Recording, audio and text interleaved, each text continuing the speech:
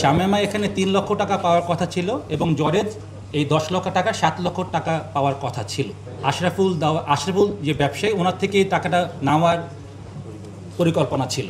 জরেজ এবং আশরাফুলের পূর্ব থেকে পরিচয় আছে এবং তারা পারিবারিকভাবে বন্ধু, এবং এটা আমরা জানতে পারি যে এটা আশরাফুলের দ্বিতীয় বিবাহ, এবং দ্বিতীয় বিবাহর এই বিষয়টা জরেজের পরিবার এবং জরেজ এই বিবাহ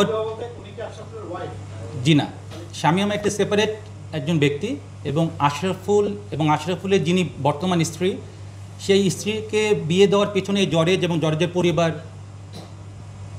ভূমিকা রেখেছিলেন। এর ফলে জরেজের সাথে আশরাফুলের এই দুই পরিবারের একটা ভালো সম্পর্ক ছিল, এবং আশরাফুল যেহেতু জরেজকে বিশ্বাস করতেন এবং আশরাফুলকে সেই সুযোগটাই জরেজ নিয়েছে। এই মহিলাকে দিয়ে 1 মাস তাকে একটা হানি ট্র্যাপের মতে ব্যবস্থা করে এবং আশরাফুলকে প্রভোগ করেছে যেন সে ঢাকায় আসে এবং এরকম একটা পরিস্থিতির শিকার হয়।